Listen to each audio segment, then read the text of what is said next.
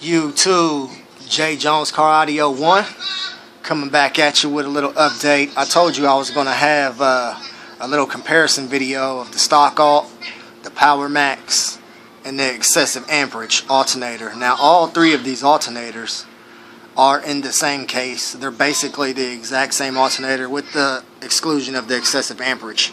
That is, hopefully. We don't know yet since it hasn't been in the car. But I wrote down a couple things that how they differ, and I'm just going to go over them here real quick, just basically for my own vlog. But if you guys would like to enjoy the video, please do. So here we go. Like I say, we starting over here with the stock alternator, and it's a good alt, man. I can't complain as far as being a stock alternator. It kept me at 14.1, 14.2 a lot. Before I strapped the amps. Once I strapped the two amps together, it was pulling me down way low. But you know, like I said, for stock, I can't be mad at it. You know, it's got let me see here. I wrote a couple things down. It's a Delphi automotive system alternator. The pulley on it, you can't really tell right here because it's kind of dark. I thought I had enough light, but the pulley is a lot wider and a lot bigger than the one on the powermaxx. So it basically goes, that's the biggest, the powermaxx is smaller, excessive amperage is the smallest as far as the pulleys go. The cases are basically the same. The powermaxx and the excessive amperage alt are basically the same cases. I mean, the excessive amperage may be a little bit bigger, but not much. I would say maybe an inch or two. It's just noticeable, put it that way. But anyway, moving on. All of the fans inside these alternators appear to have 10 blades. They're all, you know, appears to be a stock fan. Doesn't appear to be anything special. And that includes the excessive amperage alternator. And I'm not by any way knocking anybody here for any of this. You know what I'm saying? This isn't a knock on excessive amperage or powermaxx or Delphi. I'm just simply stating what I see. I'm not an alternator guy. So really, I don't know what I'm talking about. I'm just going off of observation. So keep that in mind while you're watching this video. Like I said, all of the fans appear to be that same goldish color, you know, the same thing that came in the stock. All of them appear to have 10 blades.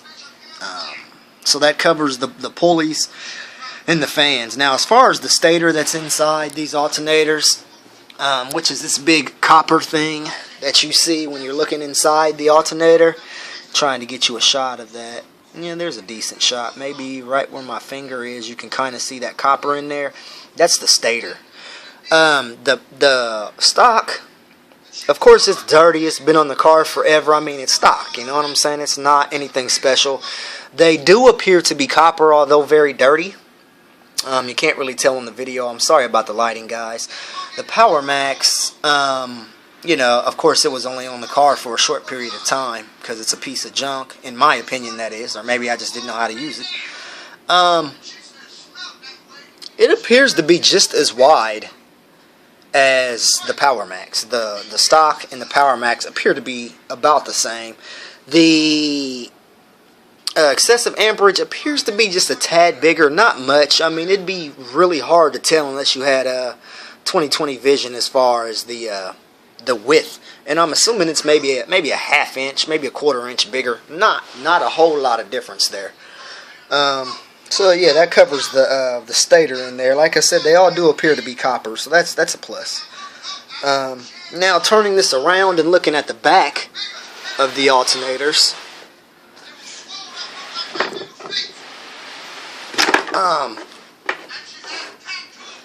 they all have decent sized lugs on the back. And when I say lug, I mean what your positive hooks up to. That's what I'm referring to when I say lug.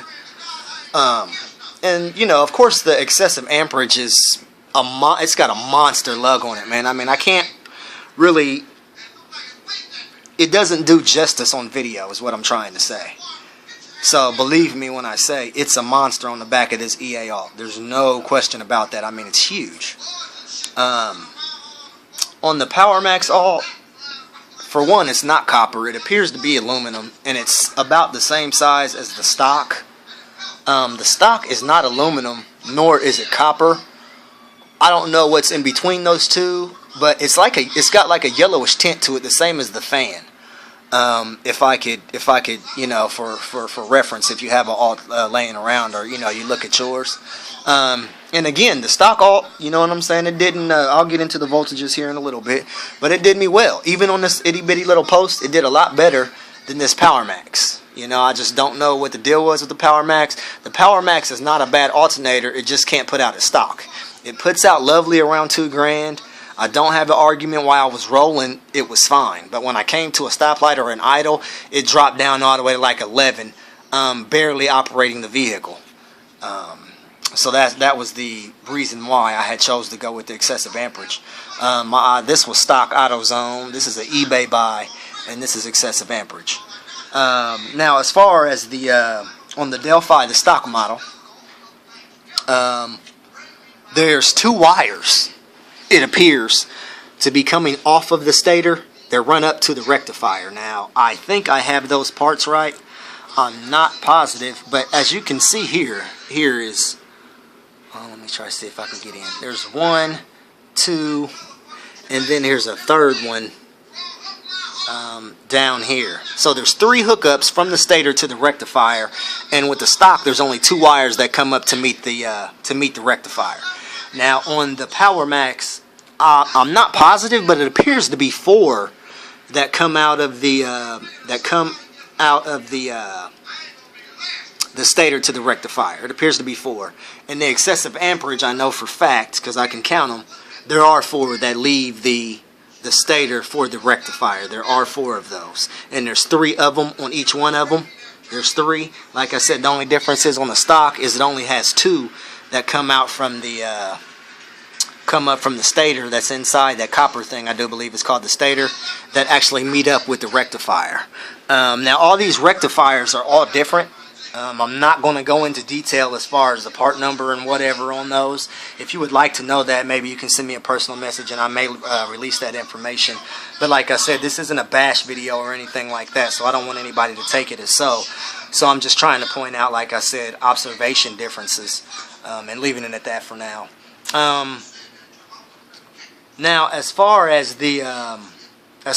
what they all ran at, I'm not sure as far as the excessive amperage goes because I haven't had it in the car yet. I just got the stock alt out, and I'll be mounting this in here shortly. So I'll get back with you on another video with those numbers once I do that. But the Delphi, the stock alternator, on a cold start, it crank up at 14.5, 14.6. And once it got hot, or down to driving, or once my RPMs got about 700, in other words, at idle, it would be 14.1 to 14. And I never seen below that until I strapped both of my amps. Then it really started pulling power.